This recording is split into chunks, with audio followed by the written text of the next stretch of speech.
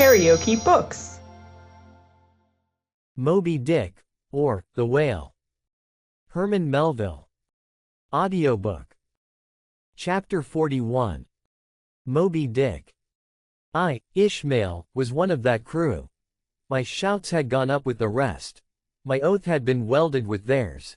And stronger I shouted, and more did I hammer and clinch my oath, because of the dread in my soul. A wild, mystical, sympathetical feeling was in me. A Hobbes quenchless feud seemed mine. With greedy ears I learned the history of that murderous monster against whom I and all the others had taken our oaths of violence and revenge. For some time past, though at intervals only, the unaccompanied, secluded white whale had haunted those uncivilized seas mostly frequented by the sperm whale fishermen. But not all of them knew of his existence. Only a few of them, comparatively, had knowingly seen him, while the number who as yet had actually and knowingly given battle to him, was small indeed. For, owing to the large number of whale cruisers, the disorderly way they were sprinkled over the entire watery circumference, many of them adventurously pushing their quest along solitary latitudes, so as seldom or never for a whole 12-month or more on a stretch, to encounter a single news-telling sail of any sort. The inordinate length of each separate voyage, the irregularity of the times of sailing from home, all these, with other circumstances, direct and indirect, long obstructed the spread through the whole worldwide whaling fleet of the special individualizing tidings concerning Moby-Dick. It was hardly to be doubted that several vessels reported to have encountered, at such or such a time, or on such or such a meridian, a sperm whale of uncommon magnitude and malignity, which whale, after doing great mischief to his assailants, had completely escaped them. To some minds it was not an unfair presumption, I say, that the whale in question must have been no other than Moby-Dick. Yet as of late the sperm whale fishery had been marked by various and not unfrequent instances of great ferocity, cunning, and malice in the monster attacked.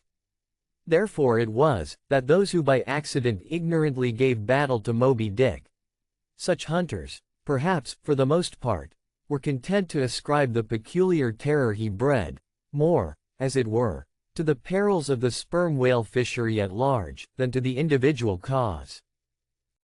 In that way, mostly, the disastrous encounter between Ahab and the whale had hitherto been popularly regarded. And as for those who, previously hearing of the white whale, by chance caught sight of him, in the beginning of the thing they had every one of them, almost, as boldly and fearlessly lowered for him, as for any other whale of that species. But at length, such calamities did ensue in these assaults, not restricted to sprained wrists and ankles, broken limbs, or devouring amputations, but fatal to the last degree of fatality. Those repeated disastrous repulses, all accumulating and piling their terrors upon Moby-Dick. Those things had gone far to shake the fortitude of many brave hunters, to whom the story of the white whale had eventually come. Nor did wild rumors of all sorts fail to exaggerate, and still the more horrify the true histories of these deadly encounters.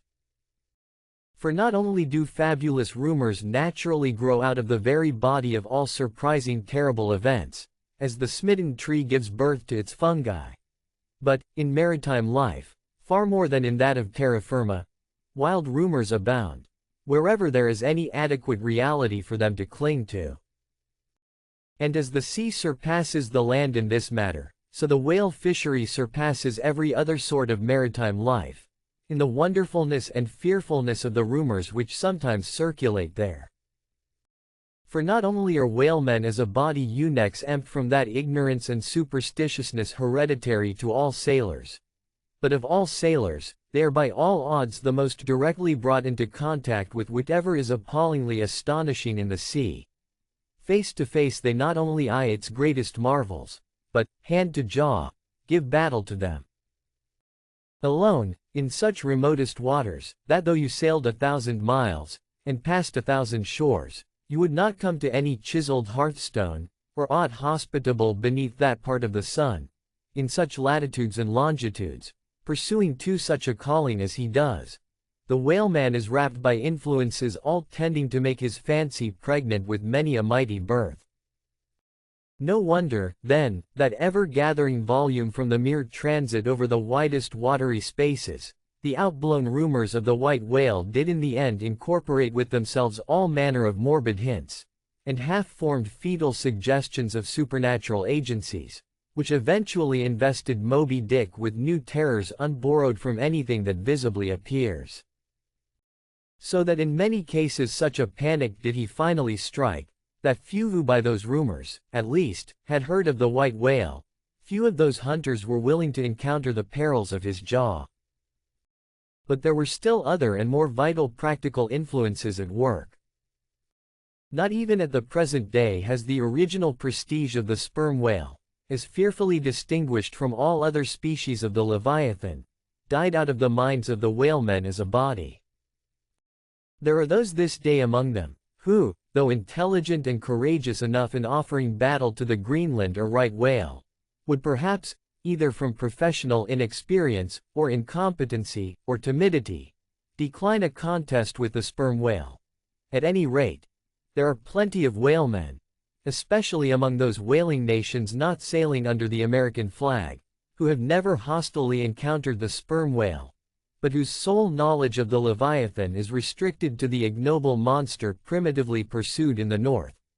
Seated on their hatches, these men will hearken with a childish fireside interest and awe to the wild, strange tales of southern whaling.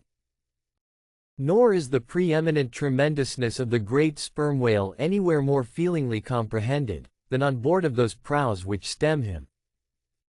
And as if the now tested reality of his might had in former legendary times thrown its shadow before it, we find some book naturalists, Olausson and Povelson, declaring the sperm whale not only to be a consternation to every other creature in the sea, but also to be so incredibly ferocious as continually to be athirst for human blood. Nor even down to so late a time as Cuvier's, where these or almost similar impressions effaced. For in his Natural History, the Baron himself affirms that at sight of the sperm whale, all fish, sharks included, are struck with the most lively terrors, and, often in the precipitancy of their flight dash themselves against the rocks with such violence as to cause instantaneous death. And however the general experiences in the fishery may amend such reports as these, yet in their full terribleness, even to the bloodthirsty item of Povelson, the superstitious belief in them is, in some vicissitudes of their vocation, revived in the minds of the hunters. So that overawed by the rumors and portents concerning him, not a few of the fishermen recalled, in reference to Moby-Dick, the earlier days of the sperm whale fishery, when it was oftentimes hard to induce long-practiced right whalemen to embark in the perils of this new and daring warfare. Such men protesting that although other leviathans might be hopefully pursued, yet to chase and point lance at such an apparition as the sperm whale was not for mortal man. That to attempt it, would be inevitably to be torn into a quick eternity. On this head, there are some remarkable documents that may be consulted.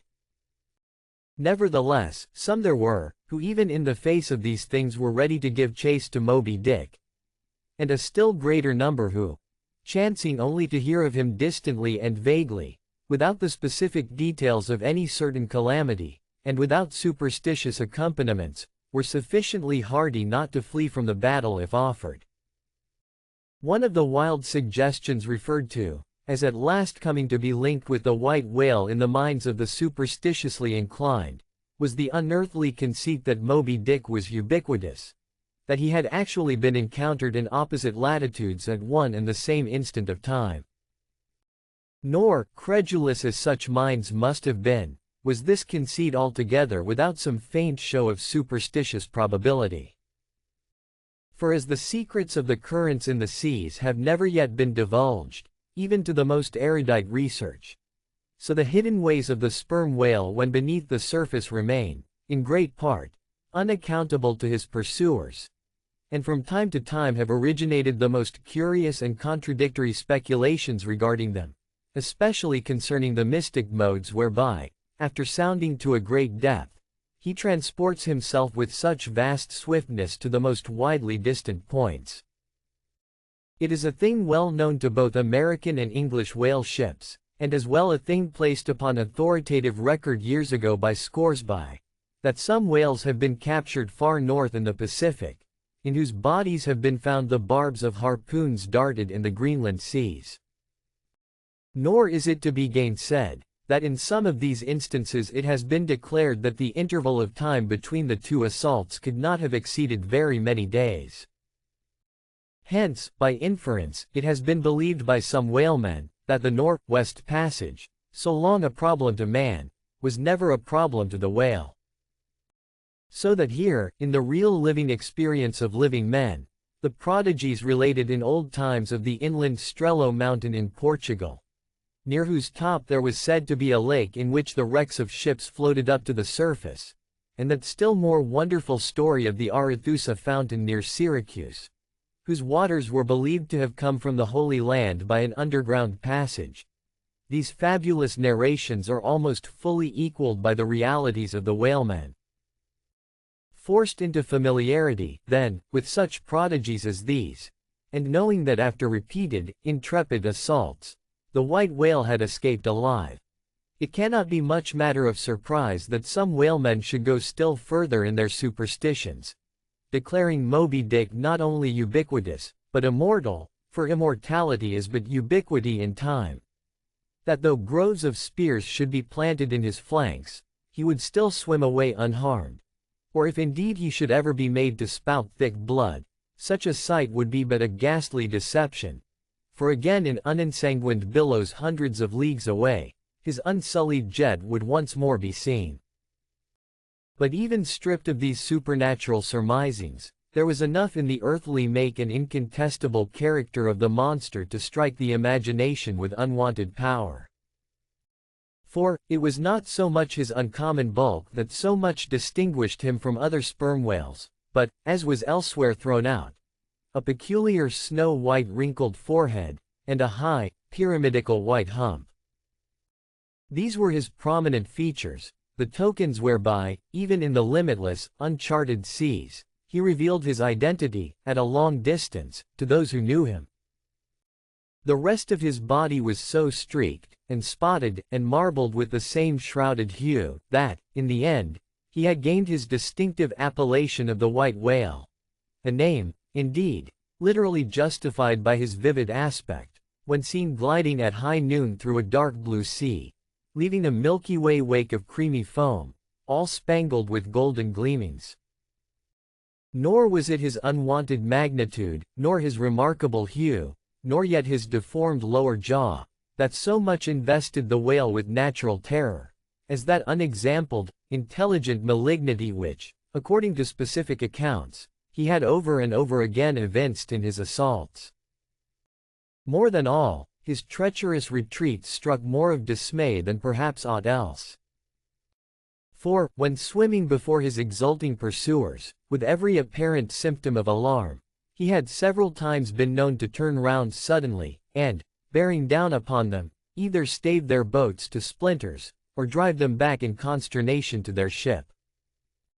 Already several fatalities had attended his chase. But though similar disasters, however little bruited ashore, were by no means unusual in the fishery, yet, in most instances, such seemed the white whale's infernal aforethought of ferocity, that every dismembering or death that he caused, was not wholly regarded as having been inflicted by an unintelligent agent. Judge, then, to what pitches of inflamed, distracted fury the minds of his more desperate hunters were impelled, when amid the chips of chewed boats, and the sinking limbs of torn comrades, they swam out of the white curds of the whale's direful wrath into the serene, exasperating sunlight, that smiled on, as if at a birth or a bridal. His 3 boats stove around him, and oars and men both whirling in the eddies. One captain, seizing the line knife from his broken prow, had dashed at the whale, as an Arkansas duelist at his foe, blindly seeking with a 6-inch blade to reach the fathom-deep life of the whale. That captain was Ahab. And then it was, that suddenly sweeping his sickle-shaped lower jaw beneath him, Moby-Dick had reaped away Ahab's leg, as a mower a blade of grass in the field. No turbaned Turk, no hired Venetian or Malay, could have smote him with more seeming malice. Small reason was there to doubt, then, that ever since that almost fatal encounter, Ahab had cherished a wild vindictiveness against the whale, all the more fell for that in his frantic morbidness he at last came to identify with him, not only all his bodily woes, but all his intellectual and spiritual exasperations. The white whale swam before him as the monomaniac incarnation of all those malicious agencies which some deep men feel eating in them, till they are left living on with half a heart and half a lung. That intangible malignity which has been from the beginning, to whose dominion even the modern Christians ascribe one half of the world's, which the ancient Ophites of the East reverenced in their statue devil. Ahab did not fall down and worship it like them, but deliriously transferring its idea to the abhorred white whale, he pitted himself, all mutilated, against it. All that most maddens and torments, all that stirs up the lees of things, all truth with malice in it, all that cracks the sinews and cakes the brain, all the subtle demonisms of life and thought, all evil, to crazy Ahab, were visibly personified, and made practically assailable in Moby-Dick. He piled upon the whale's white hump the sum of all the general rage and hate felt by his whole race from Adam down, and then, as if his chest had been a mortar, he burst his hot heart's shell upon it. It is not probable that this monomania in him took its instant rise at the precise time of his bodily dismemberment. Then, in darting at the monster, knife in hand, he had but given loose to a sudden, passionate, corporal animosity. And when he received the stroke that tore him, he probably but felt the agonizing bodily laceration, but nothing more. Yet, when by this collision forced to turn towards home, and for long months of days and weeks, Ahab in anguish lay stretched together in one hammock, rounding in mid-winter that dreary, howling Patagonian cape, then it was, that his torn body and gashed soul bled into one another, and so interfusing, made him mad. That it was only then, on the homeward voyage, after the encounter, that the final monomania seized him, seems all but certain from the fact that, at intervals during the passage, he was a raving lunatic, and, though unlimbed of a leg, yet such vital strength yet lurked in his Egyptian chest, and was moreover intensified by his delirium, that his mates were forced to lace him fast, even there, as he sailed, raving in his hammock. In a strait jacket, he swung to the mad rockings of the gales.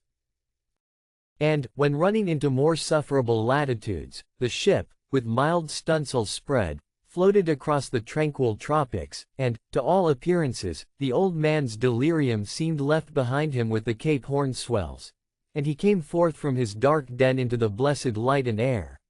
Even then, when he bore that firm, collected front, however pale, and issued his calm orders once again, and his mates thanked God the direful madness was now gone. Even then, Ahab, in his hidden self, raved on. Human madness is oftentimes a cunning and most feline thing. When you think it fled, it may have but become transfigured into some still subtler form. Ahab's full lunacy subsided not, but deepeningly contracted, like the unabated Hudson, when that noble Northman flows narrowly, but unfathomably through the Highland Gorge. But, as in his narrow-flowing monomania, not one jot of Ahab's broad madness had been left behind, so in that broad madness, not one jot of his great natural intellect had perished. That before living agent, now became the living instrument. If such a furious trope may stand, his special lunacy stormed his general sanity, and carried it, and turned all its concentred cannon upon its own mad mark. So that far from having lost his strength, Ahab, to that one end, did now possess 1,000-fold more potency than ever he had sanely brought to bear upon any one reasonable object. This is much, yet Ahab's larger, darker, deeper part remains unhinted. but vain to popularize profundities, and all truth is profound.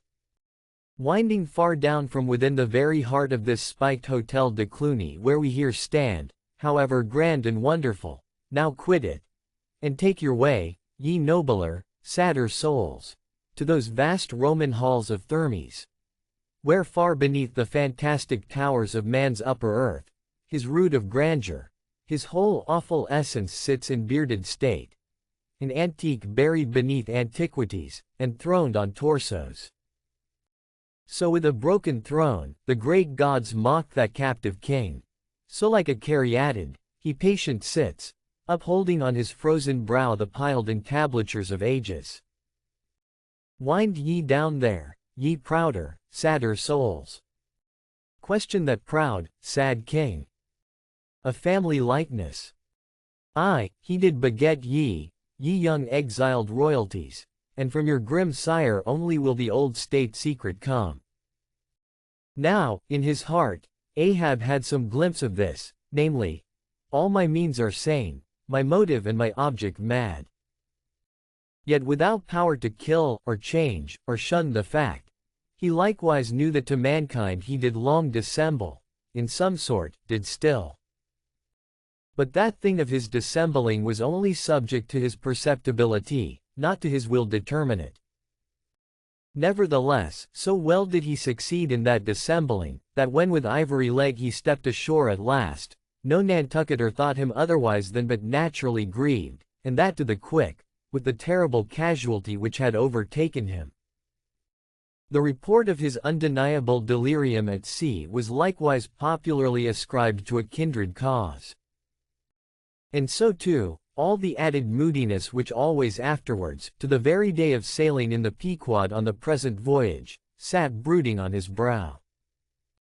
Nor is it so very unlikely, that far from distrusting his fitness for another whaling voyage, on account of such dark symptoms, the calculating people of that prudent isle were inclined to harbor the conceit, that for those very reasons he was all the better qualified and set on edge, for a pursuit so full of rage and wildness as the bloody hunt of whales. Gnawed within and scorched without, with the infixed, unrelenting fangs of some incurable idea. Such an one, could he be found, would seem the very man to dart his iron and lift his lance against the most appalling of all brutes. Or, if for any reason thought to be corporeally incapacitated for that, yet such an one would seem superlatively competent to cheer and howl on his underlings to the attack. But be all this as it may, certain it is, that with the mad secret of his unabated rage bolted up and keyed in him, Ahab had purposely sailed upon the present voyage with the one only and all-engrossing object of hunting the white whale. Had any one of his old acquaintances on shore but half dreamed of what was lurking in him then, how soon would their aghast and righteous souls have wrenched the ship from such a fiendish man? They were bent on profitable cruises, the profit to be counted down in dollars from the mint. He was intent on an audacious, immitigable, and supernatural revenge. Here, then, was this gray-headed, ungodly old man, chasing with curses a Job's whale round the world, at the head of a crew, too, chiefly made up of mongrel renegades, and castaways, and cannibals, morally enfeebled also by the incompetence of mere unaided virtue or right-mindedness in Starbuck, the invulnerable jollity of indifference and recklessness in Stubb, and the pervading mediocrity in Flask. Such a crew, so office read, seems specially picked and packed by some infernal fatality to help him to his monomaniac revenge. How it was that they so aboundingly responded to the old man's ire, by what evil magic their souls were possessed, that at times his hate seemed almost theirs, the white whale as much their insufferable foe as his.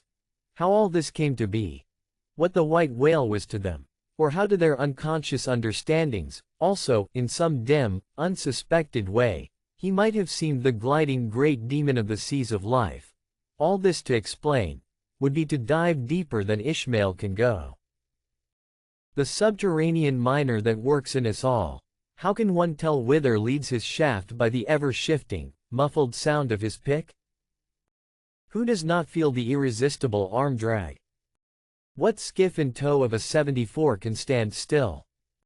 For one, I gave myself up to the abandonment of the time and the place, but while yet all a rush to encounter the whale, could see naught in that brute but the deadliest ill. If you liked what you heard, please subscribe to the channel.